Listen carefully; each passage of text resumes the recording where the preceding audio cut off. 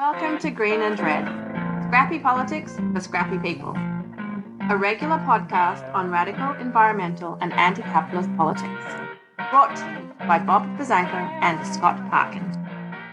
Welcome to the Silky Smooth Sounds of the Green and Red podcast. I'm your co-host, Scott Parkin, in Princeton, New Jersey today.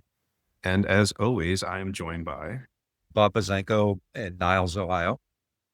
And it's been a minute since we've done a sort of show focused on military affairs, vet affairs, but there's been a lot of going on related to the military, everything from Trump's military parade to military being deployed in the streets of Los Angeles to cuts going on with the Veterans Administration. And so there was also an action on Friday with About Face, Veterans Against the War, and Vets for Peace. Joining us today is Zack Henson, who is a veteran, and he's also a board member and co-chair of About Face, Vets Against the War. So Zack, welcome to the Green and Red. Hi Scott. Hi Rob. And so maybe we could actually just start, because I just did a short bio of you. Maybe you could actually just tell us a little bit about your background as a vet, and what led you to join up, and what led you to be on the board of About Face and be doing direct actions against the war.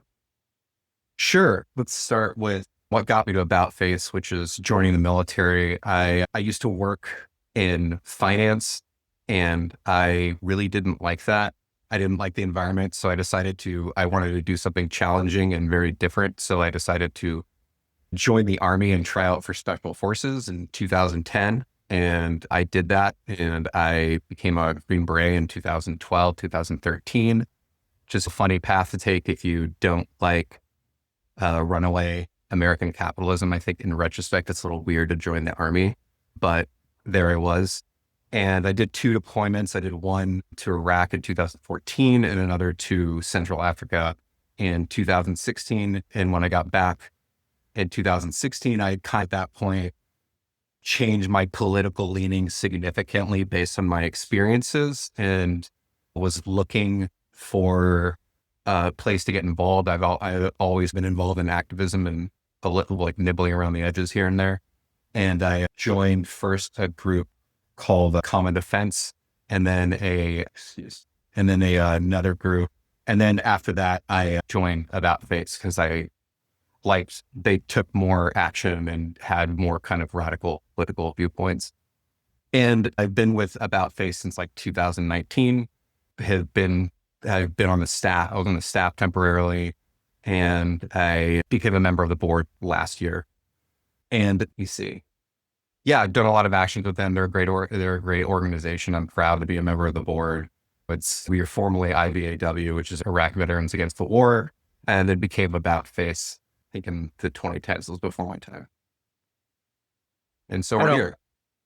Yeah. Go ahead. Before we go into kind of what's actually going on now, I kind of want to pursue one thing, because I've talked to a lot of vets who follow paths similar to yours. And you mentioned that your experiences in Iraq and Central Africa kind of led to a change in the way you saw the world. Kind of what were you thinking before you joined the military? Did you see the U.S. as a force for good or democracy or whatever? And what caused the flip?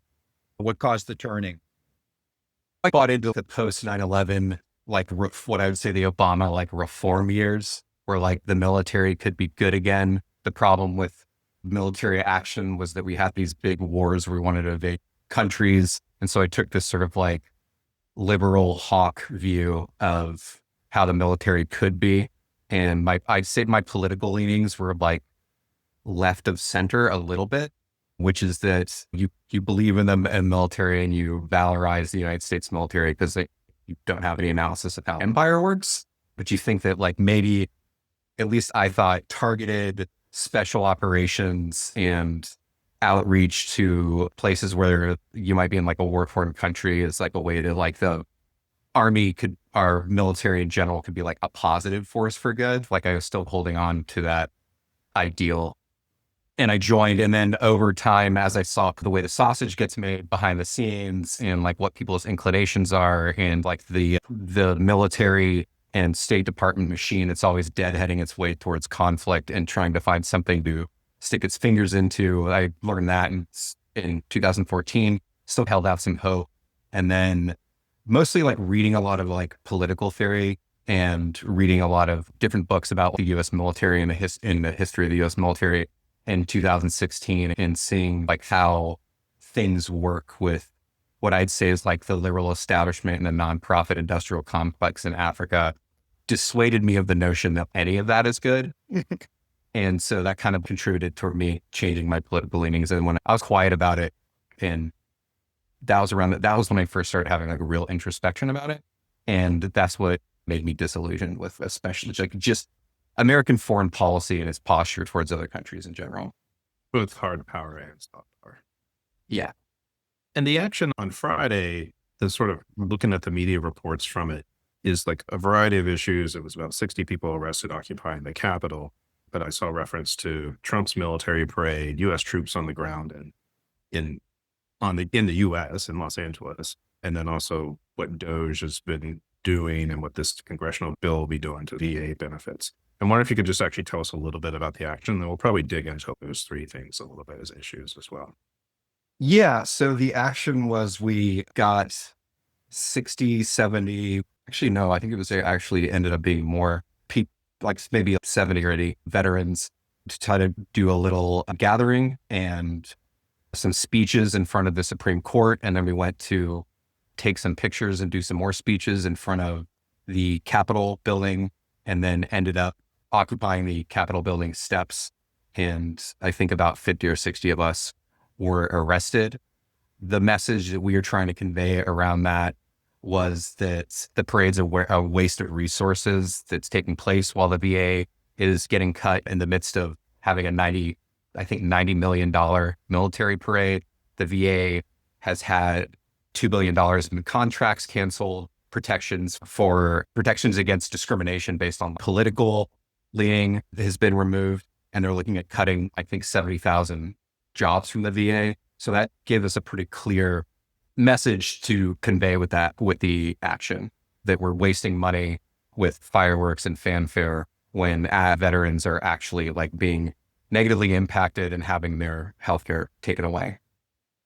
And so this also comes at a time when we can have secondary messaging that I think is becoming increasingly important, which is that the military is being deployed on our streets. We saw like Marines and National Guard be deployed in Los Angeles after the ICE protest against ICE. And as veterans, I think we have a unique position to speak out on those things. There's like a valorization of veterans as being a little bit better than everybody else, which I don't agree with, but there's no reason not to use that mystique and propaganda to our advantage, because when veterans stop and talk about something, like, people generally listen. That valorization is important because we always hear every politician loves the troops, love the veterans. Why do you hate the troops? It's really become whatever you want it to be. And yet there are significant numbers of veterans like you who have taken a different path. Are you finding it like easier to reach out to people now? Is it becoming more widespread? I think, how do people respond when you say, I'm a vet, but I don't agree with this? It can go one or two ways. Either it depends on who you're talking to and how magnified they've become, because you either get, okay, but blah, you'll get like a debate, which I hear from more like liberal and centrist people. They're not as like obsessively valorizing veterans, and they generally listen, and it does shift their perspective about things. They do listen to you more, and they do take what you say more seriously, especially because they apply, like, we're talking about war, we're talking about militarism, like this person's a veteran, they have like domain knowledge. I would push back against that. I don't think that being in the Army necessarily means that you're talking about foreign policy and the history of U.S. militarism. People are going to let me run my mouth. I'm going to let them listen. And then you get this weird swayed response from MAGA people who will simultaneously think that it's really awesome that you were in the military and like heroes, thank you for your service, but then also are like unwaveringly supportive of anything that Trump does and unwaveringly supportive of any militarism that the U.S. engages in. And I think in that case, like, they hate you, but then they also feel the need to be respectful to you, because like for speaking out against the war in Gaza one time, I had someone say that I was a terrorist and a Nazi, and then they also said, thank you for your service. which is odd and confusing and actually caught me off guard because I was like, what is happening right now? It sounds like someone programmed you with talking points and then just started like skipping tracks. But what's the responses that I got if I break them down? When you talk about the sort of magnified people, are you talking about people just in the general public, or are you talking about people in the military or people who are a vet? Both. If they're the military, it doesn't matter that I'm a vet. Like they're also a vet. I think in their mind, it's about like hierarchy and standing. That's like a key feature of that set of virtues, right? And having this hierarchical view of who's worth more. And if you're talking to a veteran, they don't, or a active duty member, they don't really put you on a higher pedestal. They'll just debate with me or agree with or disagree with me. It's more people who are like MAGA people who weren't in the military, like general MAGA people have like confusing reactions. I'd also people say that I shouldn't be treated as a veteran because I disagree with Trump, or that I'm an extra bad traitor because I was in the military and I am violating my oath somehow by disagreeing with something that the U.S. does. It's all over the place. It's a little bit weird. The military's always been a political institution, but in a subtle or hidden way. And obviously with Trump, it's like everything else, it's out there. In 2020, he was like publicly going after Milley. He's called for his execution. Are you finding that to become as a rallying cry when you talk to other vets or even active duty soldiers? Like, it does seem that, especially with regard to the parade, and I want to ask you about that later. It seems like within the military, there's a real sense of unease, more so than I'm used to seeing publicly. Do you think that's right? Or? Yeah, I'd say that. It's a good way to say it. I think so you're asking like within the military, like, or just even among vets, is there a real unease that this politicization by Trump has just gone way over the edge, and people are feeling like just more pawns or tools in his political campaign rather than doing some kind of service? I think, I think that for veterans, their views kind of reflect like the views of the general public. They view it as going too far. I think it's for the members of the military that are in now, I think it's like disheartening for some of the members, and it's like tedious and stupid for others, especially thinking about the parade. Like my general impression from friends who are still in the military is that all this stuff about mobilizing the military and using it domestically is like dangerous, and it's making them think about what their role is. Like I've definitely talked to people who are still who have had conversations with other members of the unit. What's the red line for us? What, if you're the National Guard, like, where do you draw the line and you start thinking about, should we actually do this? Should we like refuse to do this? What are our options? And I think the red line for a lot of people that I've heard is like, when the National Guard starts like rounding people up, we're getting really close to a lot of people's red lines with what's going on in LA. I think that's the moment when a lot of people are going to flip over, and you're going to see a lot of rejection of Trump and a lot of resistance like within the military. That's something that people are really worried about. It's one of those things where, that's what the baddies do, right? In all the movies, that's what you'd expect the Gestapo to do. And like at a certain point, that same mechanism that is propagandized the US citizens to unwaveringly support the militarism. It's like that same propaganda machine, like has like Nazis and the Gestapo and just general vague oppressive authoritarian regimes. Those are the bad guys. And when you start acting like that, it's really hard to contravene. You're acting like an imperial stormtrooper. Would you say that there's a number of veterans groups which I would say oppose Trump's policies, About Face, for Peace being two of the more prominent ones I'm aware of? But would you say that there's active organizing going on of the California National Guard or other people in the military around this currently? I think about the coffee house movement with the Vietnam War and what Gold Star families and Iraq vets did during the Iraq War. I think it's starting up. I think if I had to guess, because people have reached out to like the GI rights hotline, About Faces engaging in a new campaign called The Right to Refuse, which educates people about like their rights to refuse orders, and have gotten like anonymous, what can I do here? What can I do there? I think right now it's happening on more of an individual level, but my guess would be because people in a military unit are pretty intimate with one another. Like, I think that, but they also like, you don't want to talk politics in your military unit. People do, but like a lot of people will avoid it or avoid getting engaged in any way. And I think that's probably changing. Like people are like whispering and to each other and saying, what are we doing over here?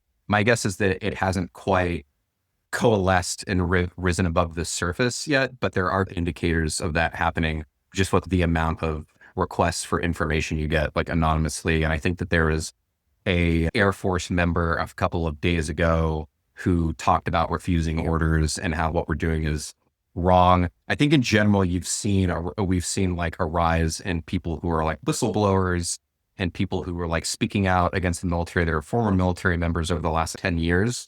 And that has made that a little bit more accessible to some people. I say that, but also like we're nowhere near, where we were with the Vietnam War, where you have a draft. So you're like literally pulling in people who don't want to do this and you're having like mutinies and stuff like that. I don't think we're there yet, but I do think getting to a point where you're going to see people within units asking each other and starting to ask questions outside about what can we do to avoid getting involved with this. I've read accounts, probably rumors that especially Marines are reluctant to get involved in this, and they're like these rights hotlines are getting calls and so on. Yeah. It would make sense.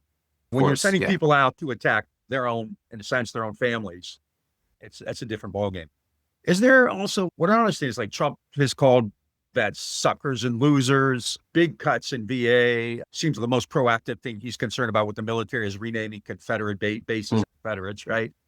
Is that becoming, are folks talking about that more as well, the people you're involved with? There's just a general sense. Yeah. Just in a general sense, I think that it's starting to sink in that like Trump is more interested in the military as a narrative device for promoting himself and for throwing red meat to his supporters who want to see more billboards with like people saluting and jets flying and talking about the troops.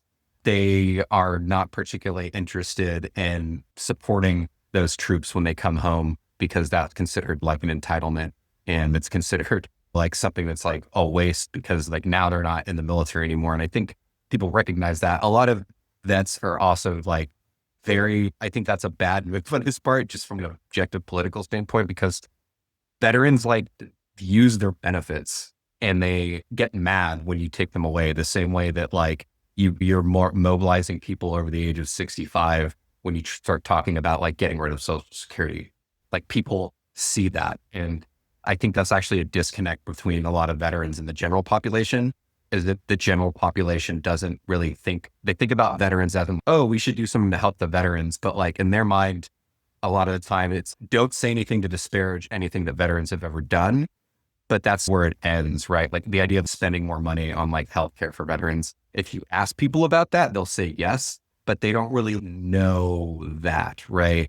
I was actually reading up on this. It's 1 in 4 people who work at the VA are veterans, and yet they're proposing to cut 80,000 jobs and close medical centers, close hospitals, close off all kinds of like essential services. And so I can imagine the impact is going to just be felt with the vets who work there, but just the veteran community at large, plus them losing their benefits.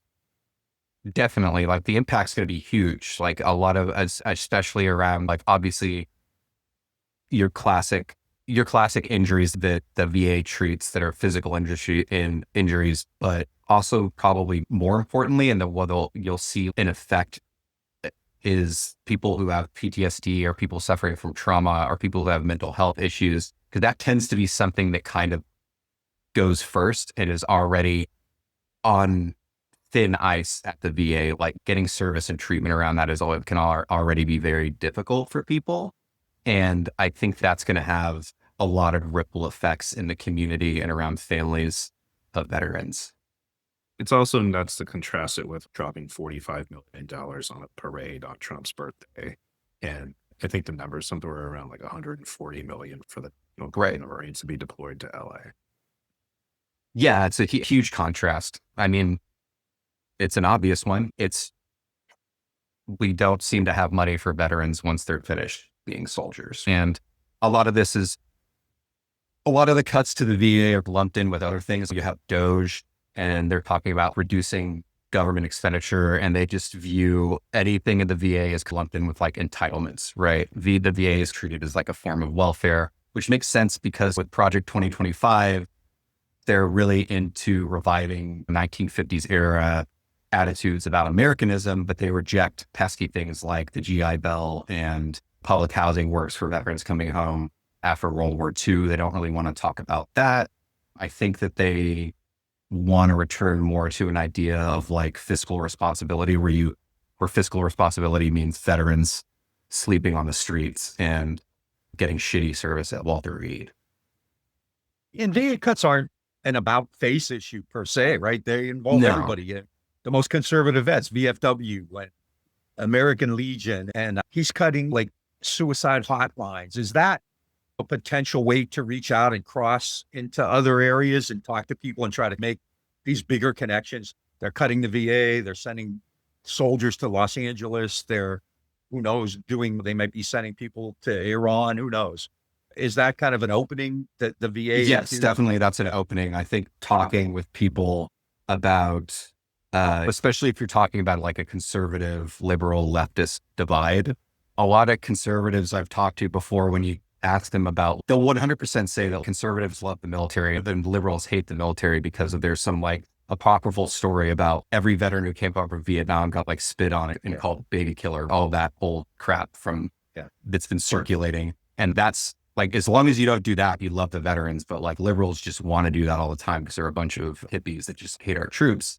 But when you actually look at like veterans benefits, like people are very surprised when I tell them that Republicans shot down a plan to increase veterans benefits like Bernie Sanders. They like think that I'm lying about it because they're like, no, that guy like wants to get rid of all veterans because he's a little bit left of center. So like, obviously he must like hate all of them. And that does make people pause and rethink that. I think that the LA protests and the involvement of ICE and the usage of the National Guard is another big opening for those reasons, that a lot of it's just the optics, right? And another part of it is that like even mainstream reporters have been like harassed and shot by the police. And I think that the protesters in LA right now, like they have more support than even protesters did during the George Floyd protests in 2020, because people can identify themselves within those protests, and it's not over something abstract. The protest started over people trying to frustrate efforts from ICE to scoop up people in their neighborhood. And when they see that, and when they see the National Guard, the things click in their head. Like they're covering badges and they're covering their faces and they're using tear gas and they're shooting people with rubber bullets. And I think that the interjection point for an organization like About Face is perfect there, and for veteran organizations in general, because you can appeal to some sense of like liberal democracy that like and I think this is a fallacious thing to say if you look at US foreign policy abroad, but say we're not one of those countries that like is authoritarian and uses soldiers, our citizens, and shoots people with rubber bullets. We're the US, we don't do things like that here. So when you see that happening, people start asking questions, and it causes them to, I think, push back against a lot of right-wing dogma that maybe is ingrained in their minds. Well, even the chair of the Joint Chiefs, who Trump appointed, Dan Kane, contradicted him before Congress, saying we're not under siege by Venezuelan gangs and all that kind of stuff. Yeah. So go ahead. Sorry. No, he's not an ally, but even at that level, I think there's some kind of imperative to maintain the decorum or the traditions, like getting involved in a parade. I suspect there are a fair number of officers who are pro-Trump who felt uneasy about that spectacle. I'd say so. If you look at the actual parade itself, it does not. I was going to ask you about that. People who are in the parade are particularly interested in there. It's not. Trump was looking for a North Korea style military parade, which I think is the obvious parallel that people make in their head, is like a picture of Kim Jong-un at ballistic missile carriers and tanks, and Trump wanting to look like that. I'm sure that he was very disappointed by the fact that I think that I don't know if it's intentional or not, but it looked pretty half-assed out there. Like people weren't even marching in step with one another. You didn't get anybody doing a hopping boost step march. And he seemed like really disappointed, like visibly disappointed by that. Not to mention that like, it wasn't even like full. It was half, it Bleachers. looks, what's that? Lots of empty bleachers. Yeah, it looks really pathetic. And it looks like a flagrant use of the military for like self-aggrandization. And also that's internally, and then like abroad, and I think people are aware of this, it just looks like an authoritarian spectacle, right? It looks like a Kim Jong-un North Korea parade, and people respond to that. And like a lot of people within the military, like don't want to be a part of that. I have a good friend who was in the first Gulf War who sends me stuff every day about this. And especially with regard to the parade, he said he's seen high school marching bands who were in step and had more energy. And he said, that's not by accident. He said they had to do that on purpose. And I've talked to other people who said the same thing, which I tend to think is probably the case as well.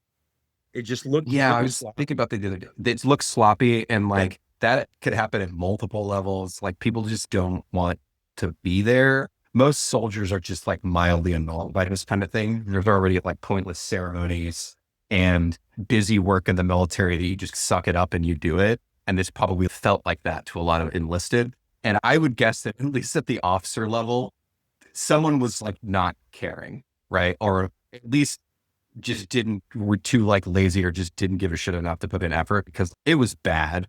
Like it was like actually bad. Like I was expecting it to be this like giant spectacle, and it was like, I can't believe that they're doing this. But it ended up just looking, like you said, like a second-rate middle school marching band was out there walking. And then there's like the video of the tank squeaking by and no one's cheering, and just, and Trump's out there, and Melania Trump looks like she made the look that like one of my aunts made when my uncle was like too drunk at a barbecue. She was like, I can't believe I'm with this fucking guy, like watching this dumb thing. To be fair, she often looks like that. Yeah, she does. I can't believe they got her out for that too. I haven't seen her a lot in the last couple of years. I feel like she did not sign up for this. I also wonder whether there was some sort of person who thought it'd be really funny to play Fortunate Son while they were marching to the sort of like subliminal messaging. Did they do that? Yeah. Oh my God. I didn't even know that. That's funny. I didn't That's believe part it of the at first, mythology. but it was confirmed on tape. Yep. Although that's been swallowed up in the flattened cultural view that we have of the way that like capitalist media flattens everything and commodifies everything. Even resistance is turned into like merchandising, and Fortunate Son's lyrics have a very different meaning than the way that you usually have it seen, which is like a Huey flying over a jungle with like fire exploding and people shooting out the side, and like Fortunate Son's playing, which is, it's been completely removed from context. And now it's, that's the like Vietnam song, right? Like it doesn't surprise me if someone played it. They probably were either were trying to reference that, or like maybe they were actually, trying to do something that's resist a move of resistance, or like some show of resistance. But my guess would be that it's just part of this like blandification of meaning of anything that's, yeah. Wrangler Jeans ran an ad right after 9/11 using Fortunate Son, and just the line, some folks are born to wave the flag, they're red, white, blue. That's it. And it's go out and buy jeans because we were just attacked by terrorists. So it has potency. But I think within that context, it seemed like somebody was monkey wrenching things as well. That's funny. Yeah. I didn't hear that. That was funny. Yeah. I also subscribe to the school that also those people are just too Fortunate Son. They also play Born, like say at their rallies for Trump rallies. Yeah, exactly. It took me until I was older to like actually listen to the lyrics of those songs, because it's everything is atomized into like little sound bits of the songs that you've heard the same 30-second clip of the song like over and over again. You haven't listened to the entire thing, or like everything's decontextualized and floating around. And it's interesting. I think you can make a connection there to the way that we like decontextualize soldiers, and we decontextualize like conflicts from what soldiers are actually doing. Like we don't ask about what was actually happening in Vietnam. Like, why were we there? Why were we killing millions of people and through bombing campaigns? Like everything's reduced to like the GI and like the trauma they went through. And there's no political affect to it. It's just that. And I think that's happened in just like this ongoing creation of the mythos of the American military. And you have this like platonic soldier who's there to protect the homeland and to be patriotic. And we think of that, and that immediately that's like a thought terminating cliche, right? Like you see that, and then people stop thinking about the political context, and it's not in front of the kids, not in front of the troops. Don't argue in front of the troops, because like we're in a time of war and we have to be patriotic, without contextualizing it with the United States is like always at war. Like when have we like not been doing like some campaign in the last, I don't know, 50 years, right? Yeah, or long. Or longer. Okay. Yeah. Is this kind of a prime organizing moment as well? Are you seeing more folks kind of contact you to ask for information? Is there more outreach to active duty soldiers in particular? Are more people saying, hey, we're getting into a really dangerous place yet? We've gotten 2 big bumps in membership over the last 2 years. And the first one was people coming in from protests about the war in Gaza, if you want to call it a war, rather than a genocide or a massacre. But the second one was when Trump got elected and people see rising fascism. And I think that we're going to keep seeing like a shift left as like the right and the center fail to mount any resistance. And we're definitely seeing like membership applications increase like steadily, in addition to these spikes after big events. I don't think the military parade itself is necessarily caused a big spike, but I do think that the politicization of our action directed people towards us. We're on the front page of Reddit for 2 days. We have 10,000 plus upvotes on like multiple stories about us. People eventually read the small text and find out like who did that and who we are, and people come in to us. I think we've gotten like 100 new membership applications in the last like couple of days because of that. I think we're getting towards the end here, the end of our question. My only last question, we touched on this, but just to like talk about it a little bit more directly, what do you make of the way in which Trump interacts with the military? We've talked about how he's called them suckers and losers, and there's the famous stories about where he was at the cemeteries and he's like really using this to promote, it seems like his ego, and he's using the politicization of the military to accumulate a lot of power, and he's going for it right now. There's not really an opposition to him, not an institutional opposition anyway. So I'm just wondering what you make of his sort of interaction with the military. He's appointed Hegseth, who doesn't seem to be very well liked in the Pentagon, and they've been getting rid of DEI hires, as it were. And I'm just wondering what your sort of views are on it. There's a couple pieces there. Yeah, complicated like three.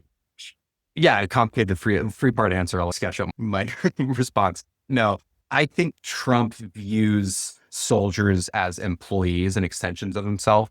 He is understood very intuitively and very effectively like the power of spectacle and the power of rhetoric, especially when it's giving red meat to his followers, which in general, to make them think that he loves the military, all he has to do is say, our troops are beautiful. They're the best troops you've ever seen.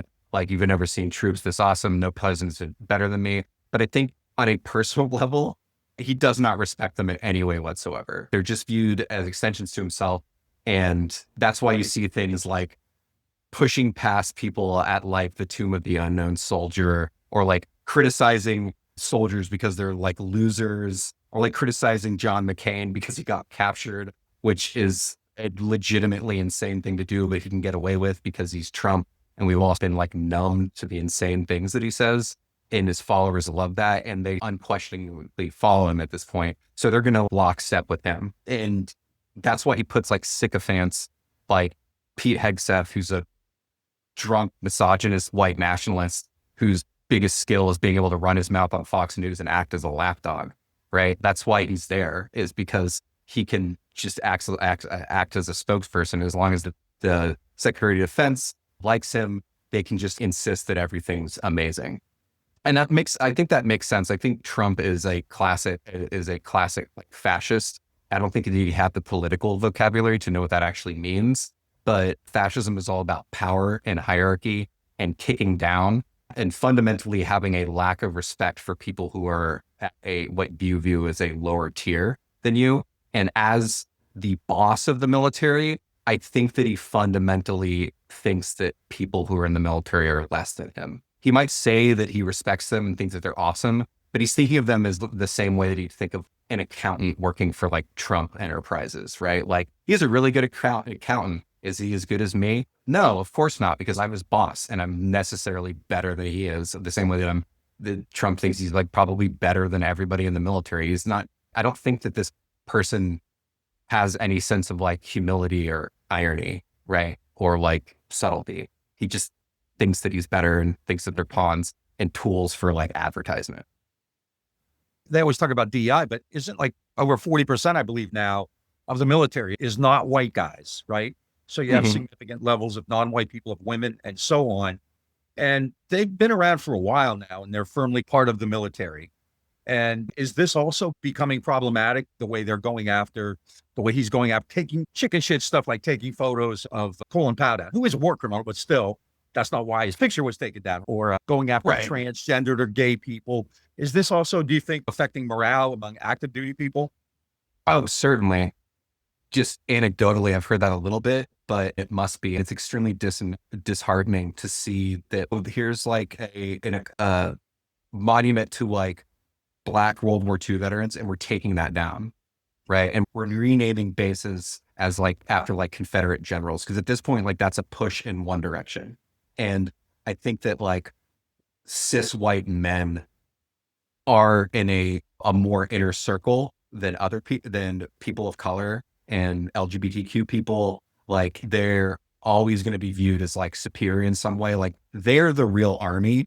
And then anybody else who's there, no matter how much they accomplish things, they're not normal, right? You have your normal soldier according to like Michael Bay movies. And then you have your people of color who are there that usually get like a backstory about how they get implied they don't belong there.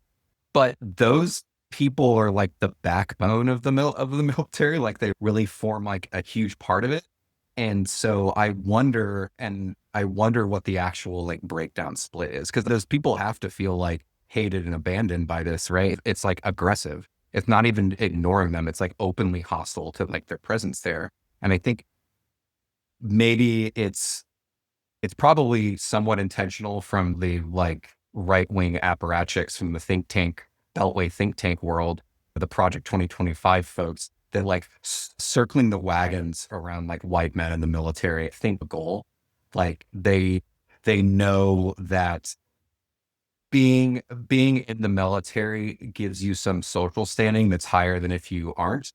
And you want to close that off to people of color or LGBTQ people, because you want that, or women, because you want them to be viewed as less than, and you think that they don't belong there because they either they don't have the right qualifications, e.g. being white. And that's also fighting against the archetypes that we have for what your like normal soldier looks like. And so that seems probably intentional.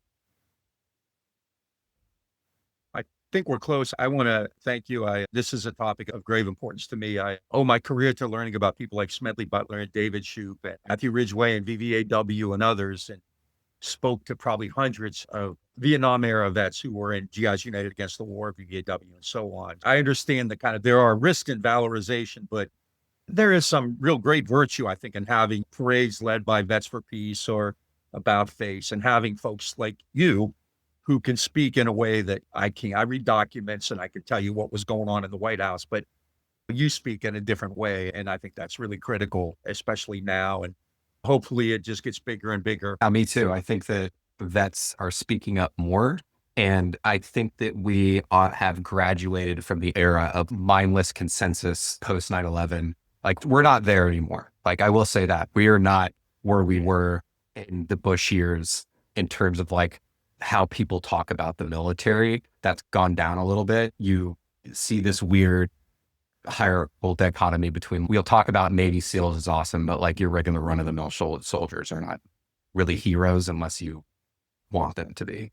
And I think that's causing a schism between the reality of what being a veteran is and the mythology of what being a veteran is. And that's a very useful schism that you can wedge in and like remove this conditioning that people have had to look at the military in a certain way. And that's what organizations like Veterans for Peace and About Face are doing.